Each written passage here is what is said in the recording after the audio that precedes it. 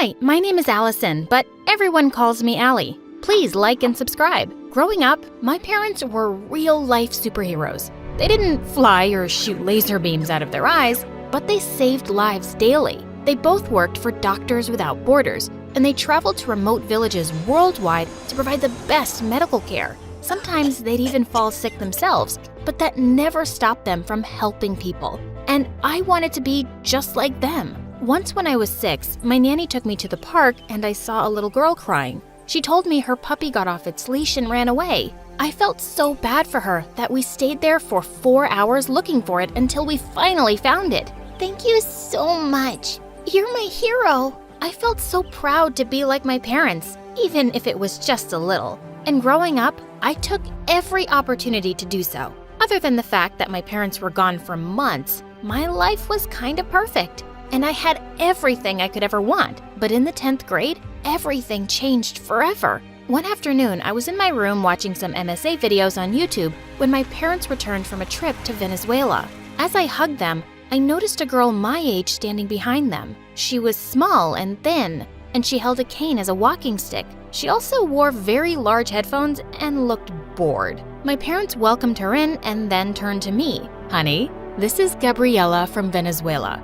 We adopted her. She's your new sister. We know this will be an adjustment, but just think of this as the new chapter for us as a family. What the heck? An adjustment? This was a bombshell. You didn't think to mention it before now? ¿Qué estás diciendo? Está hablando demasiado rápido. Does she speak any English? How am I supposed to, talk to her? ¿Puedo hacerle un dibujo si eso ayudaría? She wants to draw you a picture. Gabriela pulled out a small notepad and drew a picture of a girl riding a cow. Ya, la niña soy yo y la vaca eres tú. She pointed to the cow and then to me. Then she pointed to the girl and back at herself. Did she just call me a cow? No, she's just excited for you guys to play with each other. We didn't even have an extra room, so it turned out she'd be sharing mine. My parents had lost their minds. Here, you should take my bed, and the mattress might not be that comfy. Gracias, hermana. Si te sientes incómoda, ni siquiera me importa.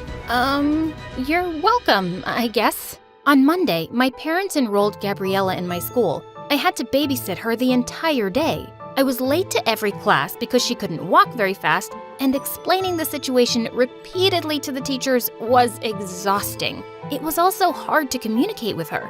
And at home, sharing a room with her was awful. I had no privacy, and she snored. I hugged my pillows around my head, but nothing helped. I wanted to scream. When I couldn't take it anymore, I went downstairs to sleep on the couch. I was just about to doze off when I got a text from my boyfriend Trevor. Hey, want to go out for a walk? I'm outside. We'd met a couple of months ago when we signed up for a karate class, and we'd been inseparable ever since. I quickly got dressed, making sure to be as quiet as a mouse and not wake up anyone. Then I slipped out the window and ran down the driveway. As soon as I saw him, I jumped into his arms. You will not believe the day I've had. Try me. We began walking down the street hand in hand, and I told him everything. By the time I finished my rant, he hugged me and offered to translate for me at school to make things easier with Gabriela. At least someone was on my side. When I got home, I was relieved that everyone was still sound asleep. I peeked over at Gabriela, and I noticed some papers lying underneath the bed. When I checked them, I saw she'd worked on some pretty advanced math equations. She even scribbled out the parts where the teachers had made mistakes. Wow, this girl was a genius. Suddenly, I had an idea. The school hosted a huge Math Whiz competition, and the grand prize was a full scholarship to university. If she won this, she'd be set for life. And if I helped her, maybe we'd be on better terms with each other. The next day, I signed her name up and looked for her everywhere to tell her the news. I finally found her on the playground with Trevor. When I came over, Trevor put his arm around me, and suddenly her face dropped. Okay, good, you've met. Babe, I need you to tell her some amazing news for me. I excitedly told him everything, and before he even finished translating, Gabriela exploded. ¿Hiciste qué? Wait, was she mad? Why are you butting into my business? Shut the front door. So wait, you suddenly speak perfect English? Why have you been trying to lie to us this whole time? Gabriella suddenly looked so mean. Just to bother you, because I can? And how dare you sign me up for something without even asking me? I was just trying to do something nice for you. Well, stop. I don't need anything from you. With that, she stormed off. And I was shocked. I tried to tell my parents that she'd lied about not knowing English, but they were so in love with her, they didn't believe me. Come on, honey. Why would she do that? I know it's hard for everyone to adjust, but try and be more cooperative, please. Are you freaking kidding me? Whenever she was around them, she acted all sweet and innocent, but every time they left the room, she was a totally different person. Your parents didn't believe you, did they? Gosh, they're so stupid. Hey, don't talk about them like that after everything they've done for you. So what? Now they're some kind of heroes and I should worship them for saving a poor little girl like me? Well, I didn't ask for it. They just did it to feel good about themselves. As she walked off, I was stunned. This girl was really something, and she seemed to hate us all. I had to find a way to show my parents the truth. At school, I noticed that Gabby would often sneak off during lunch, so I decided to follow her one day and see what she was up to. I found her sitting in the music room by the piano. She was playing a soft tune, and I had to admit, she was really good. That's beautiful. What do you want? Answers, mostly. An apology would be nice too. You're not getting one. Can you please leave me alone? Why are you hiding out here? It's quiet, and people don't stare at me or pity me. Just then, she winced in pain, and I saw her rubbing her leg. Does it hurt a lot? All the time, but I don't want to talk about it. Okay, fine. And listen, I'm sorry for butting in about this competition, but I've seen your work, and you could actually win this thing. Think about your future. Don't do it for anyone else. Why do you even care? Believe it or not, but I think we're a lot alike. We're both stubborn, headstrong, and not easily scared of a challenge. In a perfect world, we might actually be friends.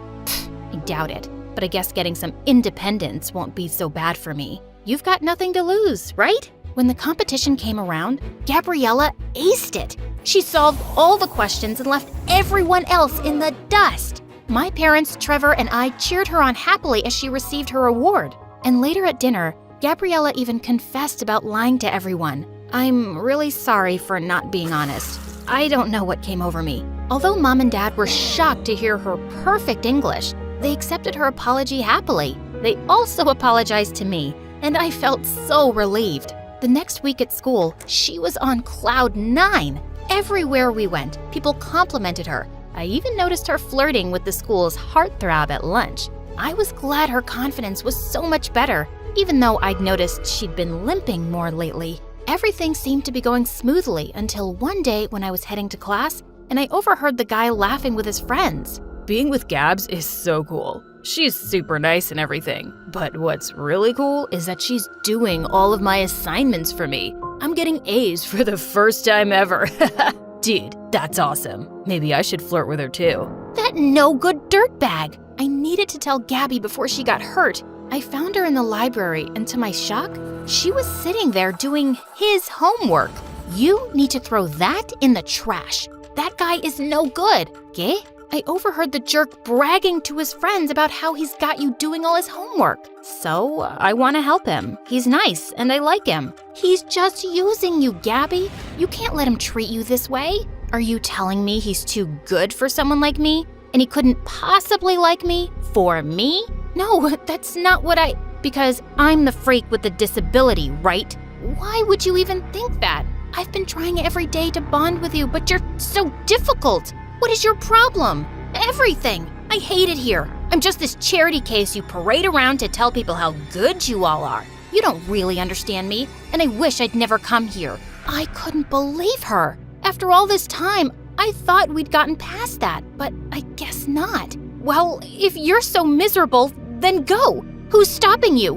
Nobody. Suddenly, Gabriella began to cry, and before I could say anything else, she stormed off. I tried looking for her once I'd cooled down, but I couldn't find her anywhere. I called Trevor, and when I told him what had happened, he came over immediately. I went too far, and I didn't mean it, really. She's just so frustrating. I think she's just hurting a lot more than she's letting on. Let's go find her. We searched for hours all over the neighborhood. Soon it started to rain like crazy, and I was so worried about her. But we finally found her sitting in the park. She was drenched and shivering like crazy, so I quickly wrapped my jacket around her. I'm not sure what's going on with you, but I think it has less to do with me and more to do with this. I picked up her cane. Gabby looked at me with tears in her eyes. It's so unfair. I'll never be a normal girl like you. That's not true. Whatever's going on, Gabby, we will handle it together as a family. Why would you even want me? I'm just a big mess. That's why no one's ever wanted me. We want you, stupid, but you have to stop pushing us away. I'm not getting any better. I'm just a huge burden. No, you're not. You'd know that if you took a second to get to know us. Please, just come home. I held out my hand to her, and when she took it, I hugged her tight. We're a family now. Get used to it. The next day, we took her to the hospital, and after many tests, Gabby was diagnosed with a rare muscle condition. The doctors started her treatment, and she had to be at the hospital for a few weeks. I stayed by her bedside every day, refusing to go home until she did. Don't worry, baby. We'll make sure Gabby gets the best possible treatment. She's going to be fine. She still needed months of physiotherapy, but we could finally take her home. Mom and Dad had decorated the living room with a huge sign that said, "Welcome home." Trevor was also there, and a few friends she'd made at school. Gabby looked so shocked when she saw everyone, and I could tell that she hadn't expected such a big welcome. Thank you all for this. I guess I will just have to learn to live with you all being so annoyingly affectionate. Yeah, that's how we roll. And you're stuck with us for good now. I think I like the sound of that very much.